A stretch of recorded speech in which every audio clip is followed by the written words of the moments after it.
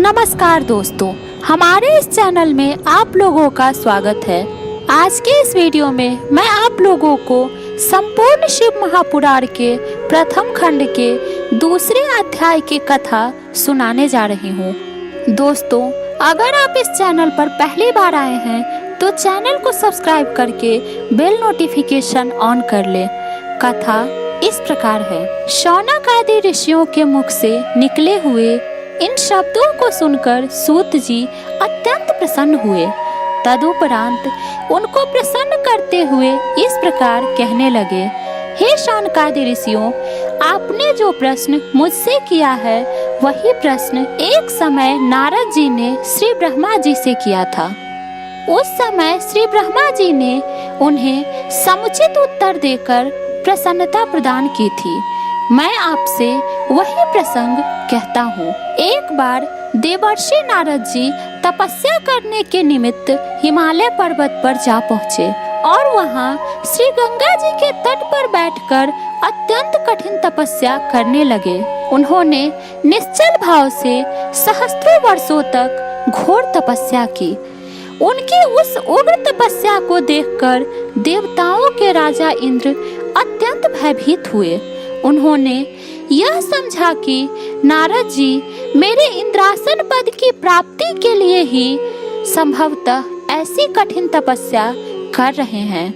अस्तु, इंद्र ने भयभीत होकर यह विचार किया कि मुझे किसी प्रकार नारद जी की तपस्या में विघ्न डाल देना चाहिए। यह निश्चय करके उन्होंने अपने मित्र कामदेव को अपने पास बुलाया। जब कामदेव उनके पास आ गया तब उन्होंने उसे संबोधित करते हुए इस प्रकार कहा, हे मित्र, तुम्हारी सहायता से मैंने अनेक अहंकारियों के अहंकार को नष्ट किया है। इस समय नारद जी हिमालय पर्वत पर बैठे हुए शिव जी की तपस्या कर रहे हैं। मुझे भय है कि कहीं वे अपनी तपस्या द्वारा मेरे इंद्रासन को न छीन ले। अतः तुम कोई ऐसा उपाय करो जिससे नारद जी की तपस्या भंग हो जाए। सूत जी बोले, हे ऋषियों, इंद्र के मुख से निकले हुए उन शब्दों को सुनकर कामदेव ने उन्हें मनोकामना सिद्धि का विश्वास दिलाते हुए नारद जी पर विजय पाने के हेतु अपनी संपूर्ण सेना को तैयार किया। तदुपरांत उसने नारद जी के समीप पहुंचकर वहां चारों ओर अपनी माया फैला दी। कामदेव के प्रभाव के कारण उस निर्जन स्थान में भी अनेक प्रकार के पुष्प खिल उठे एवं कोकिल आदि पक्षी अपनी मीठी बोली से सबका ध्यान अपनी ओर आकर्षित करने लगे। हृदय में कामदेव को जगाने वाली तीनों प्रकार की शीतल, मंद, सुगंध वायु बहने लगी। अपनी इस विजयिनी सेना को देखकर कामदेव के हृदय में अत्यंत प्रसन्नता हुई। वह अपनी शक्ति भर जो कुछ भी कर सकता था उसे कर चुका, परंतु उसके कृत्यों से नारद जी का मन तनिक भी विचलित नहीं हुआ। हे ऋषियों, नारद जी का मन विचलित न होने का जो कारण था उसे मैं आपको सुनाता हूँ। कारण केवल यही था कि जिस स्थान पर नारद जी बैठे हुए तपस्या कर रहे थे उसी स्थान पर एक बार पहले सदाशिव ने कामदेव को जलाकर भस्म कर दिया था। तदुपरांत उसे जीवित होने का वर देकर यह कहा कि अन्य स्थानों पर तेरा प्रभाव भले ही हो, परंतु इस स्थान पर कभी प्रभाव नहीं हो सकेगा। यही कारण था कि जिससे कामदेव निराश एवं लज्जित होकर इंद्र के पास लौट गया और उन्हें अपने निष्फल मनोरथ होने का सब वृत्तांत कह सुनाया। कामदेव की बात सुनकर देवराज इंद्र की सभा के संपूर्ण सभासद नारद जी की स्तुति एवं प्रशंसा करने लगे। हे ऋषियों, इधर अपनी तपस्या के पूर्ण हो जाने पर नारद जी को योग दृष्टि द्वारा जब यह ज्ञात हुआ कि उन पर विजय प्राप्त करने के लिए यहाँ कामदेव आया था, परंतु वह असफल मनोरथ होकर लौट गया, तो उनके हृदय में कुछ अहंकार उत्पन्न हो गया। उन्होंने यह समझा कि वे कामदेव से अधिक शक्तिशाली हैं। इस रहस्य को वे नहीं जान सके कि यह मेरा नहीं अपितु इस तपोभूमि का प्रताप है। अस्तु नारद जी अपने तपोबल पर अत्यंत गर्व करते हुए वहां से उठकर शिव जी के पास जा पहुँचे और अत्यंत प्रसन्न होकर उन्हें अपनी तपस्या का सब हाल सुनाने लगे। नारद जी की बात सुनकर शिव जी ने उन्हें समझाते हुए कहा, हे देवर्षि, कामदेव पर विजय पाने का सामर्थ्य तीनों लोकों में किसी के पास नहीं है।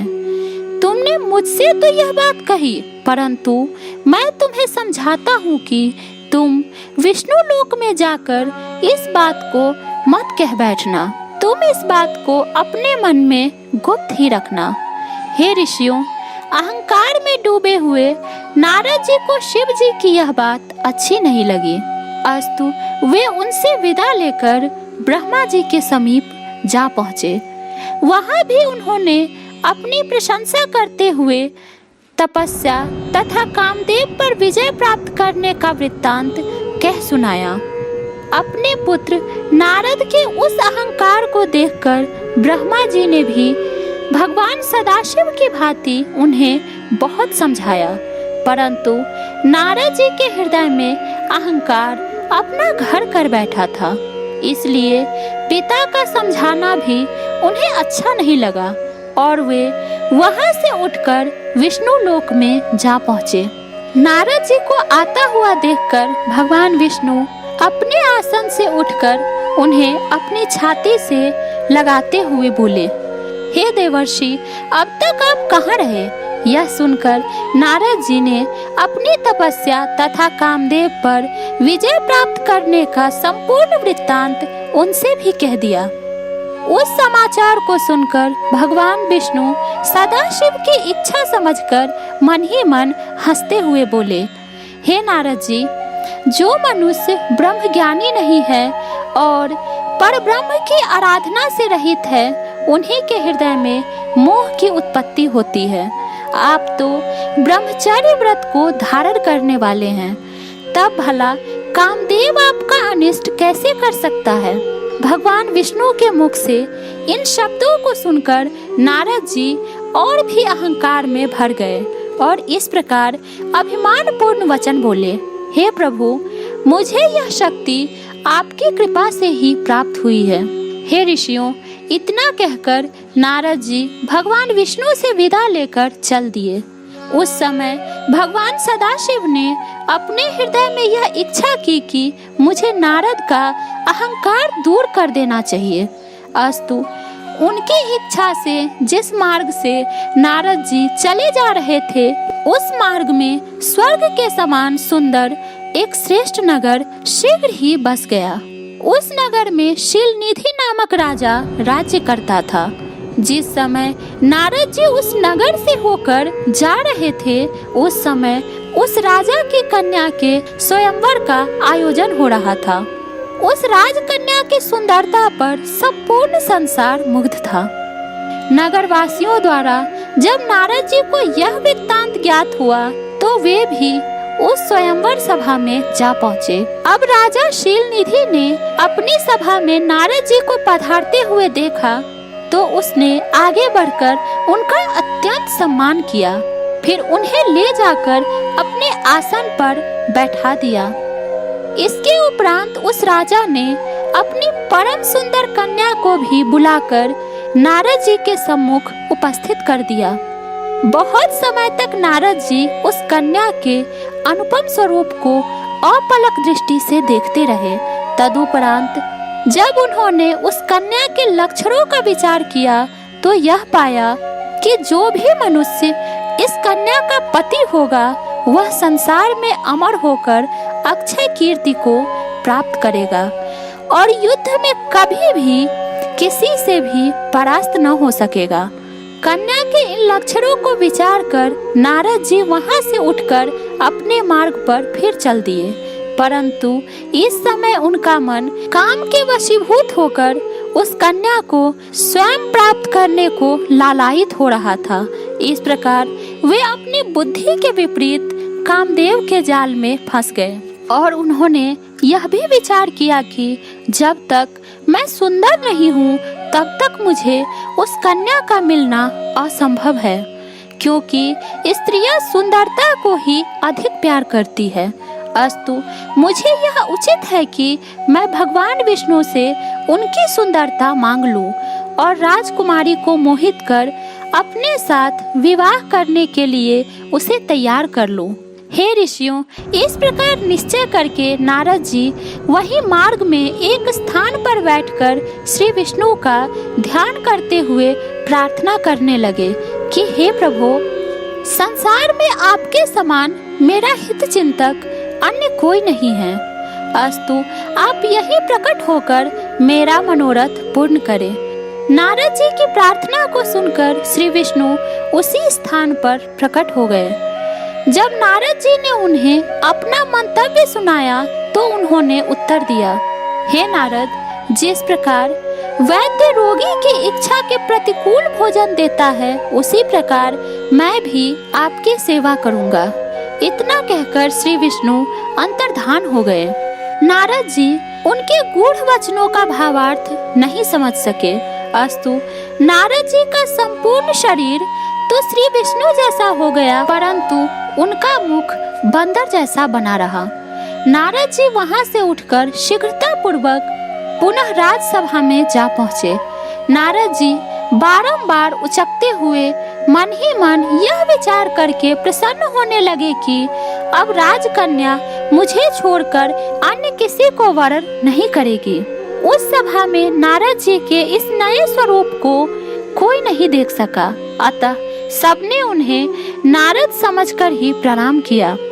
भगवान सदाशिव के दो गण भी ब्राह्मण का रूप धारण किए हुए बैठे थे। उन दोनों से यह रहस्य छिपा न रह सका। अस्तु वे दोनों नारद जी के पास जाकर बैठ गए। उन्होंने मुस्कुराते हुए नारद जी से कहा, हे मुनिश्रेष्ठ, आपको तो भगवान विष्णु ने अत्यंत सुंदर रूप प्रदान कर दिया है। अब भला राजकन्या आपको छोड़कर अन्य किसी को क्यों स्वीकार करेगी? सूत जी ने कहा, हे शौनकादि ऋषियों, इसी बीच वह राजकन्या भी स्वयंवर सभा में आ पहुंची। अब उसने नारद जी के उस भयानक स्वरूप को देखा तो वह अपने मन में अत्यंत अप्रसन्न हुई और मुंह फेरकर दूसरी पंक्ति में अपने योग्य पति को ढूंढने लगी। इधर नारद जी की यह दशा थी कि वे बारंबार उचक उचक कर चारों ओर से उस राजकन्या के समीप पहुंचने का प्रयत्न करने लगे। शिव जी के वे दोनों गण नारद जी की इस दशा को देखकर परस्पर और अधिक हास्य कर उठे। ठीक उसी समय भगवान विष्णु उस सभा में आ पहुँचे। उन्हें देखते ही राजकन्या ने प्रसन्न होकर गले में वरमाला डाल दी। यह देखकर अन्य सब राजा तो निराश हुए ही, देवर्षि नारद जी अत्यंत विह्वल हो गए। उस समय उन दोनों शिवगणों ने नारद जी से यह कहा, हे मुनिराज, आप इतने दुखी क्यों होते हैं? कृपा कर अपने मुख को किसी दर्पण में तो देख लीजिए। दोस्तों, इस प्रकार संपूर्ण शिव महापुराण के प्रथम खंड के दूसरे अध्याय की कथा पूर्ण हुई। यह कथा आपको कैसी लगी हमें कमेंट में बताने का प्रयास करें। वीडियो को लाइक करें और अपने दोस्तों के साथ शेयर करें। यदि आप इस चैनल पर पहली बार आए हैं तो चैनल को सब्सक्राइब करके बेल नोटिफिकेशन ऑन कर लें।